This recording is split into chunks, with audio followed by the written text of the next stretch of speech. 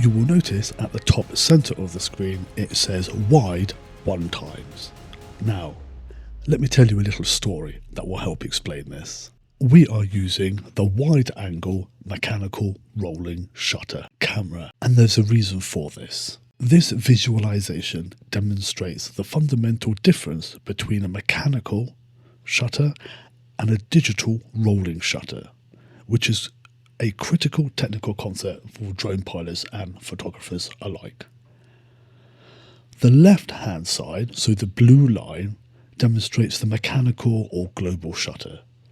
The camera sensor captures the entire frame at the exact same moment. Even though the bar is moving fast, it remains perfectly vertical and undistorted. On the right hand side, the red, digital rolling shutter, the camera sensor scans the image row by row from top to bottom.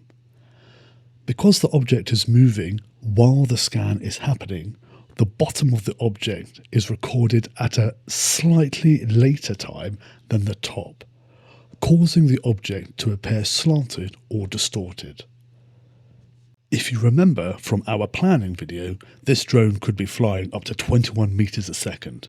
So this visualization shows how the two types of shutters behave when a drone is flying quickly past a scene, a tree, or anything that it is photographing.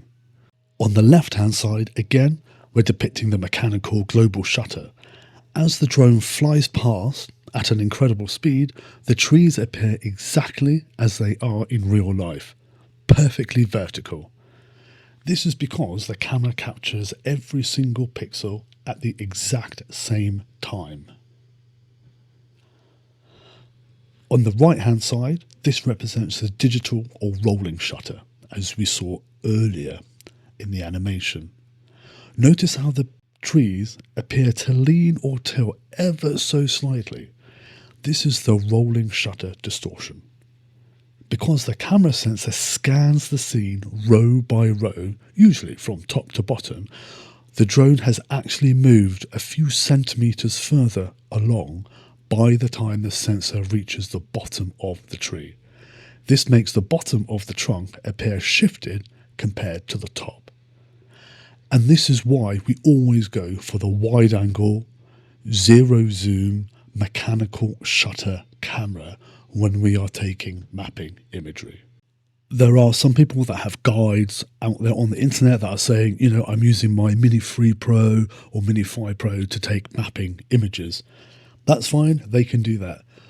But if you're looking for something that is going to be more accurate than anything else, make sure that you're using the wide angle camera with a mechanical shutter, in order that there really is no distortion in the imagery that you are taking.